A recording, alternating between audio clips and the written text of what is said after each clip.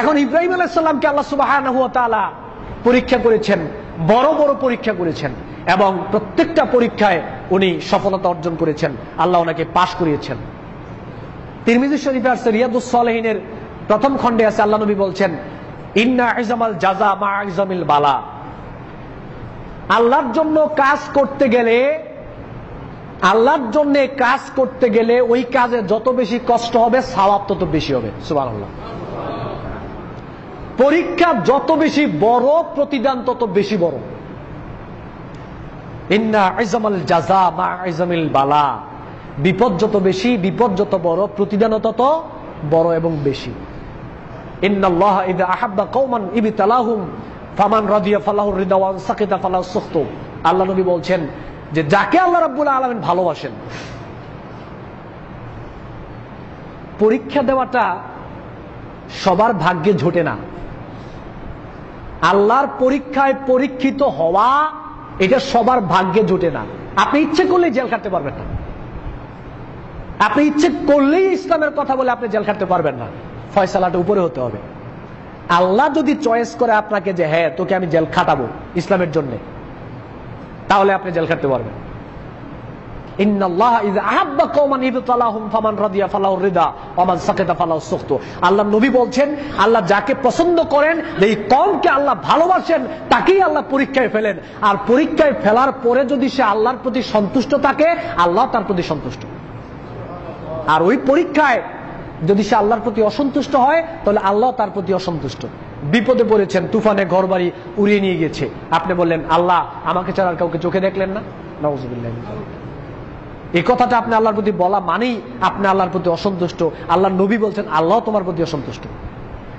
আর যদি আপনি বলতেন যে আল্লাহর ফয়সালা, তুফানে ঘরবাড়ি ভেঙে নিয়েছে, আল্লাহ আমাকে পছন্দ করেছে, আল্লাহ আমাকে পরীক্ষায় ফেলেছে, ঠিক আছে আমি ধৈর্য ধারণ করি, আল্লাহ আমার একটা ব্যবস্থা করবে। আল্লাহ বলছে আমি তোর প্রতি সন্তুষ্ট। সুবহানাল্লাহ। তো আল্লাহ যদি আপনার প্রতি সন্তুষ্ট হয়, বিপদ কেউ ধরে রাখতে পারবে? পরীক্ষায় পরীক্ষিত হওয়া এটা ভালো লক্ষণ।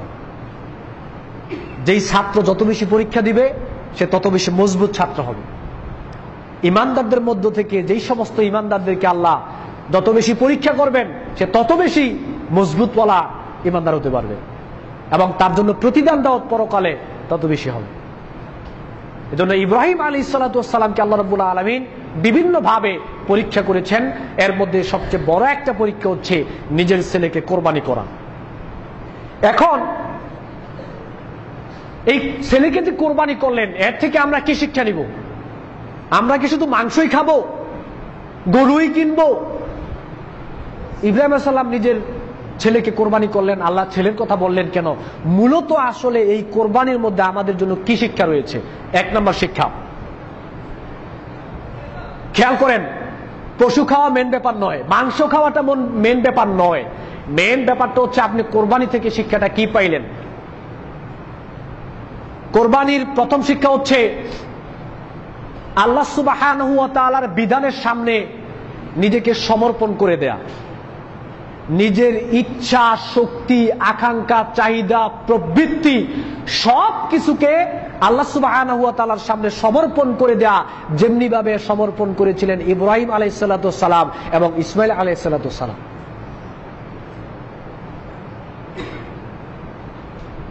স্বপ্নে দেখানো হলো ছেলেকে জবাই করার জন্য, সেম বাস্তবায়ন করলেন। ইয়া বুনাইয়া ইন্নী আরা ফিল মানামি আন্নী আযবাহু ফানজুর মাযা তারা।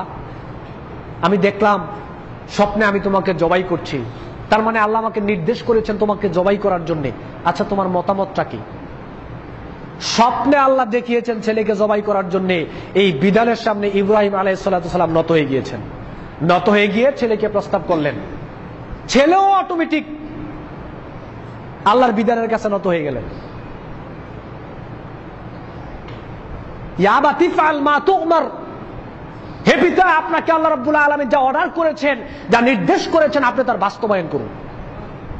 বাপও আল্লাহর বিধানের সামনে নত হয়েছে, ছেলেও আল্লাহর বিধানের সামনে নত হয়েছে। ফালাম্মা আসলামা, দুইজনই আল্লাহ রাব্বুল আলামিনের বিধানের সামনে নত হয়ে গিয়েছে। আর আপনি কোরবানি করেন, সেই কোরবানি যেটা আমরা করছি যদি আপনার মনের বিরুদ্ধে একটা যায়, তাহলে আল্লাহর বিধান আপনার ভালো লাগে না। কেন? ইব্রাহিম আলাইহিসসালামকে আল্লাহকে বলতে পারতো না যে আল্লাহ এত বছর পরে একটা সন্তান দিলেন, আমার প্রিয় একটা সন্তান, এইটা কোরবানি না করে 100 দুম্বা কোরবানি করলে হয় না? এটা কি ইব্রাহিম আলাইহিস সালাম বলতে পারতেন না? যেহেতু ছেলেকে অনেক ভালোবাসেন, অনেক বছর পর একটা ছেলে দিয়েছেন, এই আপত্তি জানানোর সুযোগ ছিল? কই, তিনি তো কিছুই বললেন না। ঠিক আছে, আল্লাহ রাব্বুল আলামিন যখন পছন্দ করেছেন, আল্লাহ যখন বলেছেন কি করা, আল্লাহর বিধান তো মানতেই হবে, বাপ বেটা দুজনেই আল্লাহর বিধানের সামনে নত হয়ে গেল।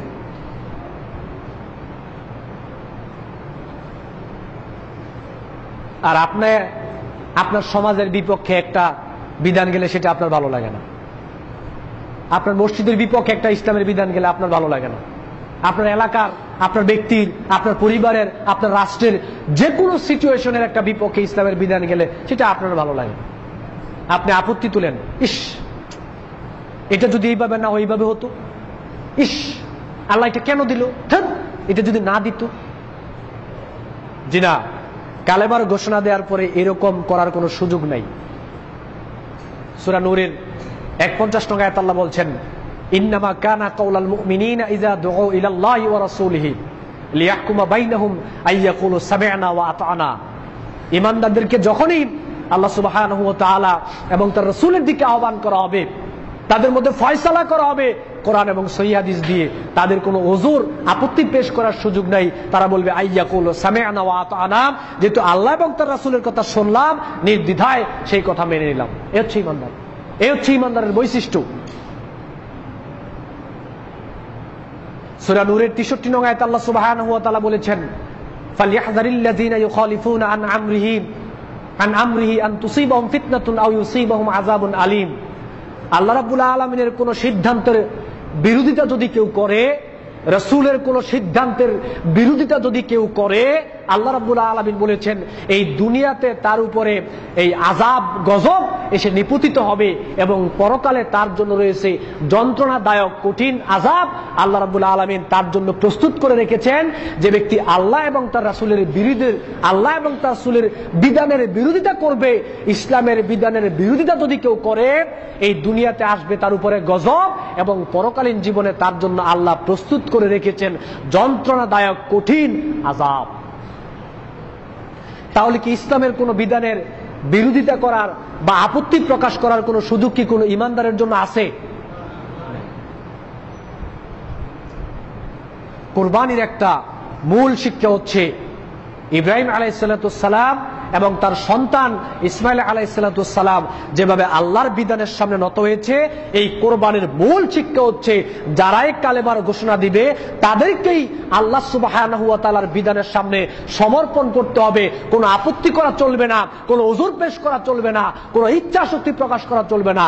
আল্লাহর বিধানের সামনে নিজের ইচ্ছা শক্তিকে, নিজের প্রবৃত্তিকে সমর্পণ করে দিতে হবে। এই হচ্ছে কোরবানির মূল শিক্ষা। কোরবানির আরেকটা